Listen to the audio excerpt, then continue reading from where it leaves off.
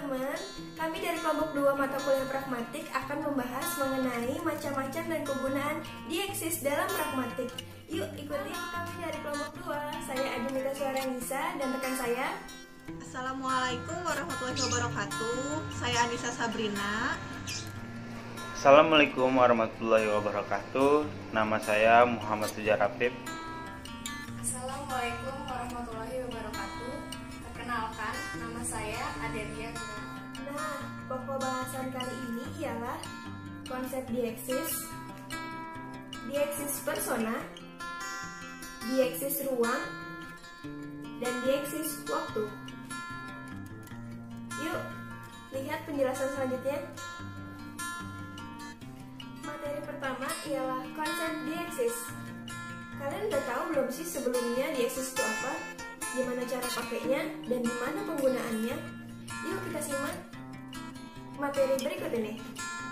Secara etimologi, kata dieksis berasal dari bahasa Yunani, yaitu deiktikos, yang berarti hal penunjukan secara langsung. Nah, dalam linguistik, kata itu dipakai untuk menggambarkan fungsi kata ganti persona, kata ganti demonstrativa, fungsi waktu, dan macam-macam ciri gramatikal dan leksikal lainnya yang menghubungkan ujaran dengan jalinan ruang dan waktu dalam tindak ujaran. Selanjutnya, sebuah kata yang dikatakan dieksis apabila referen atau rujukannya berpindah-pindah atau berganti-ganti tergantung pada siapa yang menjadi si pembicara atau tergantung pada saat dan tempat dituturkannya kata itu. Coba kalian lihat pada 3 kalimat di bawah ini. Coba kalian perhatikan deh yang kata bergaris miring. Nah, pada kalimat 1 yakni Saudara Hakim yang terhormat, berdasarkan keputusan Bapak pada perkara ini, saya menyatakan naik banding. Pada kalimat 1 ini, kata saya yang bergaris miring. Kalian simpan ya. Nah, pada kalimat kedua, mulai hari ini Anda saya pecat. Silakan ambil pesangon Anda dan jangan coba-coba lagi menampakkan batang hidung Anda di sini. Pada kalimat kedua, kata saya juga bergaris miring di sini. Nah, selanjutnya pada kalimat ketiga, saya sudah bilang, Ibu jangan begitu bersikap pada anak-anak, nanti mereka malah lebih susah diatur.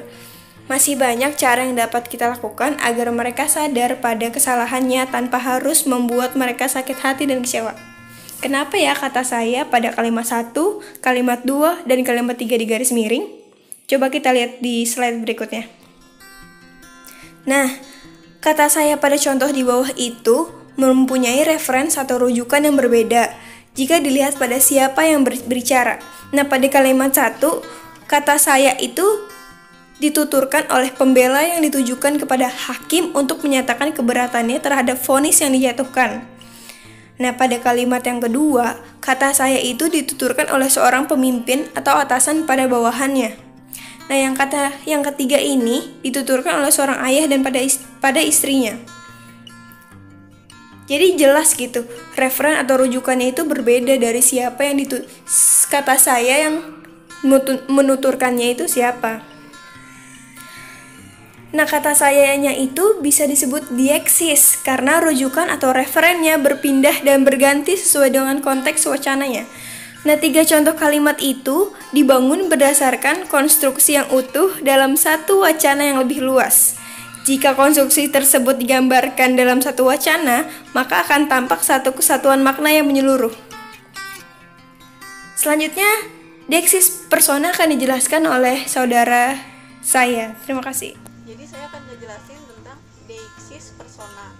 Pertama, deiksis persona ini mengarah pada pemahaman kata ganti. Nah, di bahasa Indonesia itu kan kita udah kenal sama yang namanya kata ganti. Pembagian kata ganti itu ada 3. Ada kata ganti persona pertama, kata ganti persona kedua, dan kata ganti persona ketiga. Nah, kata ganti persona ini ada yang tunggal dan ada juga yang jamak. Untuk kata ganti persona pertama yang tunggal, itu ada kata aku dan saya. Keduanya ini memiliki perbedaan dalam penggunaannya.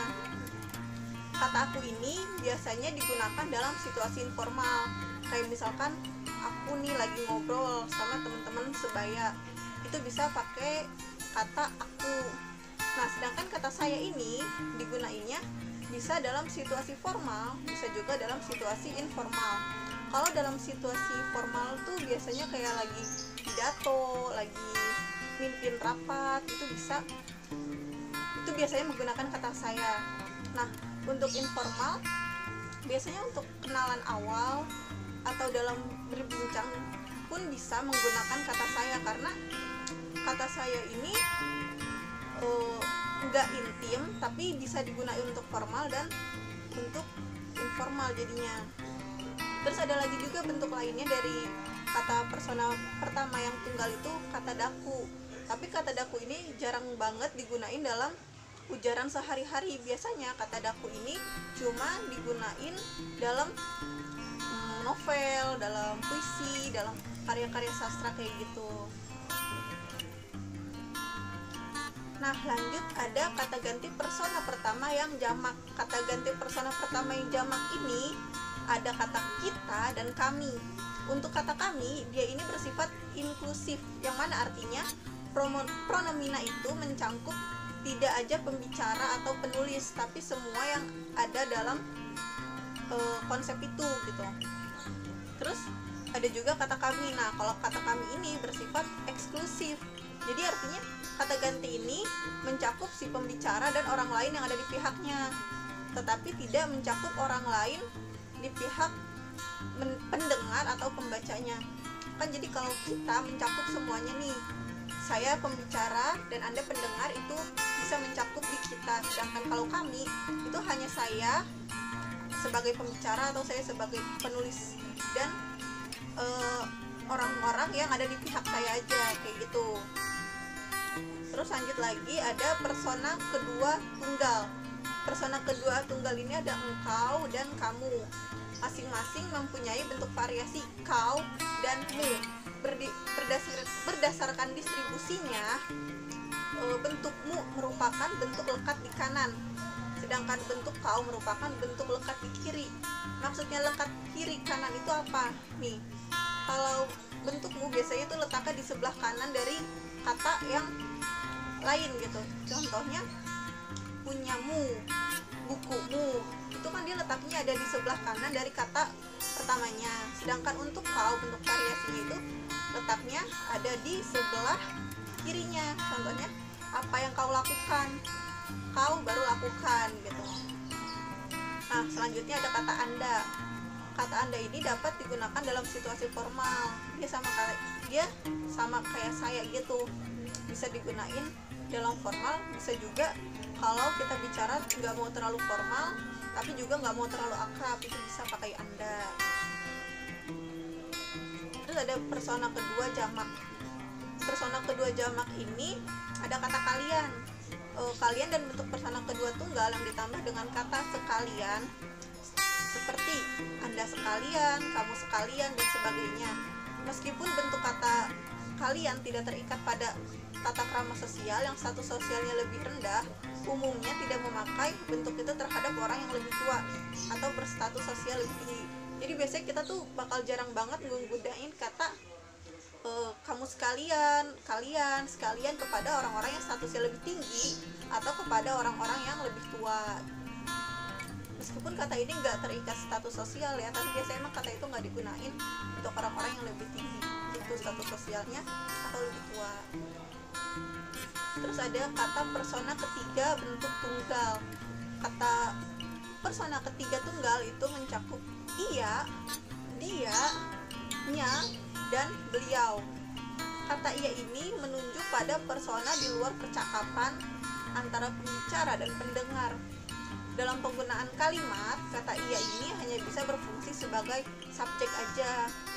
Terus kata ia, sebenarnya kata ia dan dia ini dalam fungsi gitu mirip ya, sama. Akan tetapi kalau bentuk ia ini cuma bisa sebagai subjek dalam sebuah kalimat teks, kalimat dalam teks, sedangkan bentuk dia ini bisa berfungsi sebagai objek, bisa juga berfungsi sebagai subjek, kayak gitu bedanya. Terus persona ketiga tunggal bentuknya. menunjuk pada persona di luar percakapan antara pembicara dan pendengar. Pada penggunaannya dalam kalimat bentuk kata ganti persona ketiga tunggalnya hanya bisa berfungsi sebagai objek. Jadi katanya ini dalam kata ganti kalimat cuma bisa digunakan sebagai objek. Sedangkan kata beliau digunakan untuk menyatakan rasa hormat. Contoh penggunaan kata ia dalam kalimat ini, Kuma sangat gembira. Ia malah kini mempunyai banyak sahabat sejati. Nah, di sini ianya itu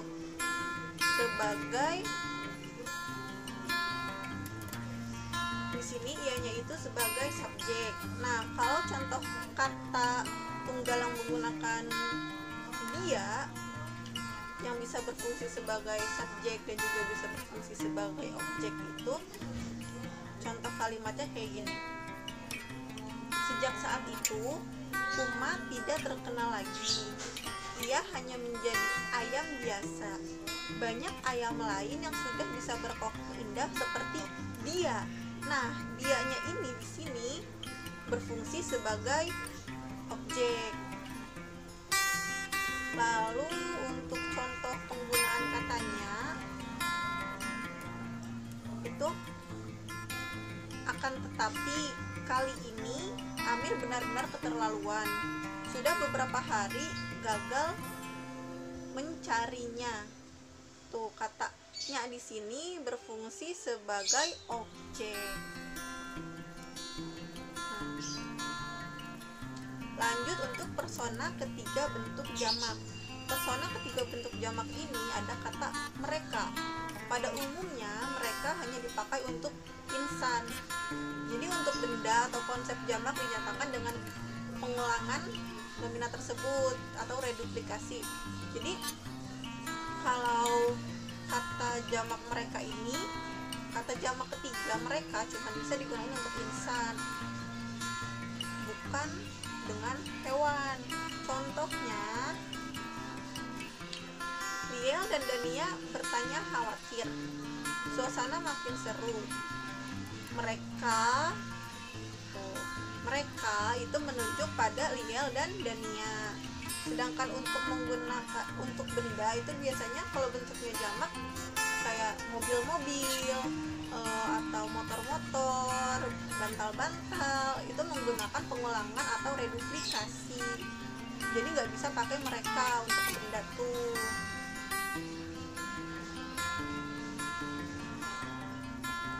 Nah, jika ada penjelasan yang kurang jelas bisa ditanyain nanti di grup chat, atau kalian juga bisa baca dari buku pragmatik yang udah dibeli atau bisa mencari dari internet, dan jika ada yang kurang jelas bisa ditanyain pada kelompok kami. Untuk penjelasan deiksis ruang itu akan dijelaskan oleh rekan saya.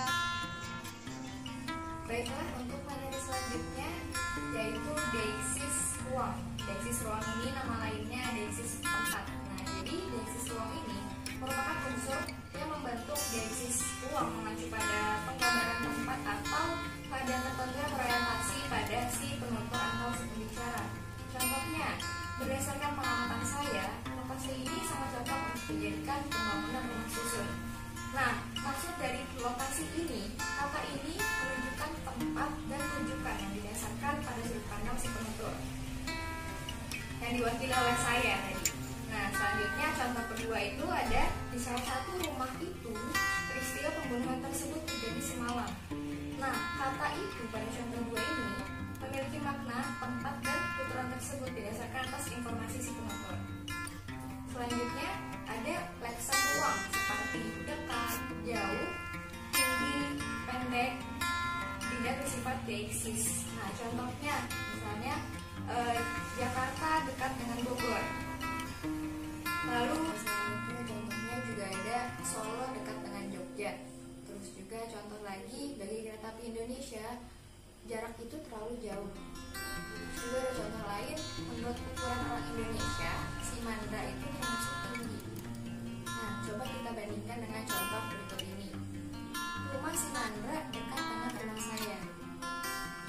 Contoh berikutnya, tempat itu terlalu jauh baginya, meskipun bagimu tidak. Contoh lain, menurut saya si Mandra itu pendek, tapi menurut si ruang, dekat, jauh, tinggi, pendek, dari tidak dieksis menjadi dieksis dapat dilakukan dengan jalan merangkainya dengan bentuk zona. Nah, hal ini dapat dilihat pada contoh yang tadi saya sebutkan tadi, yang tiga itu yang rumah Mandra dekat dengan rumah saya dan lain sebagainya. Nah, selain mengacu kepada penggambaran tempat dan keadaan situasi ujian saat sedang berlangsung tadi, sudut pandang penutur juga menentukan dieksis tidaknya suatu unsur atau leksi. Nah, selanjutnya untuk bentuk-bentuk preposisi di, ke, dari, dan pada jika digabungkan dengan unsur penunjuk tempat akan membentuk dieksis ruang.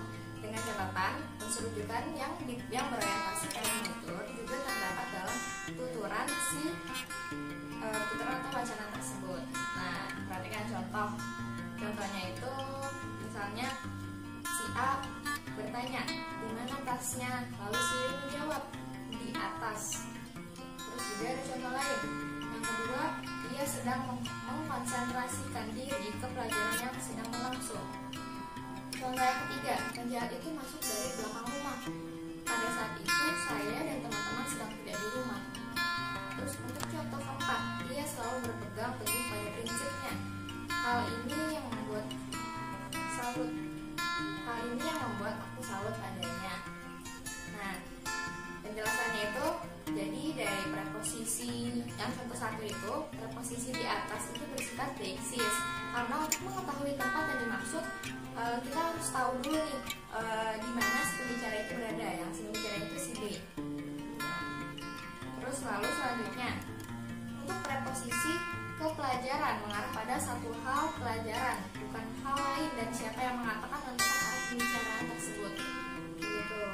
Jadi fokusnya ini ke pelajaran. Terus pada posisi dari belakang menggambarkan lokasi atau tempat, dan siapa yang itu juga merupakan orientasi dari tuturan wacana tersebut. Jadi dari belakang itu kan menjelaskan tentang lokasi atau posisinya kan, dari di belakang gitu. Nah, terus untuk preposisi pada prinsipnya, nah itu menggambarkan keadaan yang dilakukan seorang, dan siapa aku pada wacana tersebut juga menjadi rujukan dari sudut pandang si pembicaranya. Nah, terus hal ini dapat kita lihat pada contoh-contoh tadi yang sudah saya jelaskan. Nah, sebuah unsur atau leksem ruang itu dapat dengan sendirinya tidak bersifat deiksis, atau dapat juga dengan sendirinya bersifat deiksis. Nah, kedeiksisan ini, sebuah leksem ruang itu bisa juga dibentuk dengan cara menggabungkan dengan unsur-unsur lain seperti tadi yang sudah dicontohkan, digabungkan dengan bentuk zona gitu. Nah, terus kesimpulan yang bisa diambil dari materi ini itu setidaknya kita bisa tahu gitu pemahaman mengenai deiksis ruang itu yang tujuannya itu untuk menggambarkan tempat atau keadaan tertentu seperti itu. Materi selanjutnya yaitu deiksis waktu. Deiksis waktu ialah pemberian bentuk pada rentang waktu seperti yang dimaksud penutur dalam peristiwa bahasa. Dalam banyak bahasa, deiksis atau rujukan waktu ini diungkapkan dalam bentuk kala. Inggris, Tense, Nababan 1987 halaman 41. Terus, leksem waktu dikatakan dieksis apabila yang menjadi patokan adalah penutur atau pembicara. Seperti halnya dieksis ruang, sebuah unsur atau leksem waktu dapat dengan sendiri bersifat dieksis, atau dapat juga dibentuk dengan cara menggabungkan unsur-unsur lain pada leksem tersebut. Terus di buku telah diberikan contoh. Yang pertama itu, kami akan mengunjungi sahabat lama yang ada di Semarang minggu depan. Dan yang kedua, belakangan ini diketahui kejahatan pencurian kendaraan bermotor semakin meningkat terutama di daerah kami. Jadi leksem ruang seperti kata depan, belakang pada contoh di atas merupakan leksem ruang yang mengungkapkan pengertian waktu. Leksem tersebut berubah fungsi menjadi petunjuk waktu. Terus dieksis waktu dapat juga dibentuk dengan menggabungkan leksem waktu, baik yang bersifat dieksis maupun yang tidak, dengan kata-kata lain. Misalnya kata ini dan kata itu. Dalam contohnya itu, yang pertama, rencana mengikuti sholat Idul Fitri ini di Masjid Istiqlal baru dapat saya terrealisasikan tahun ini. Yang kedua, bulan Januari sama dengan Februari Susi cuti. Selama itu saya menggantikan pekerjaannya. Jadi, leksem waktu yang digabungkan dengan kata ini menunjuk atau mengacu pada waktu sekarang. Sedangkan kata itu pada leksem waktu menunjuk pada waktu lampau. Terus beberapa leksem waktu seperti kata pagi, siang, sore, dan malam dikatakan tidak dieksis karena perbedaan masing-masing leksem itu ditentukan berdasarkan patokan posisi planet bumi terhadap matahari. Di samping leksem waktu di atas ada juga leksem waktu yang tergolong dieksis dan bersifat bebas, yaitu tidak merupakan penggabungan dari berdiri sendiri. Kata-katanya ada kemarin, sekarang, besok, lusa, kelak, dan nanti. Nah, seperti itu penjelasan mengenai deiksis. Semoga kalian paham atas penjelasan yang kami berikan. Dan semoga bermanfaat. Hanya itu saja yang dapat kami hadirkan bersama kelompok kedua. Wassalamualaikum warahmatullahi wabarakatuh.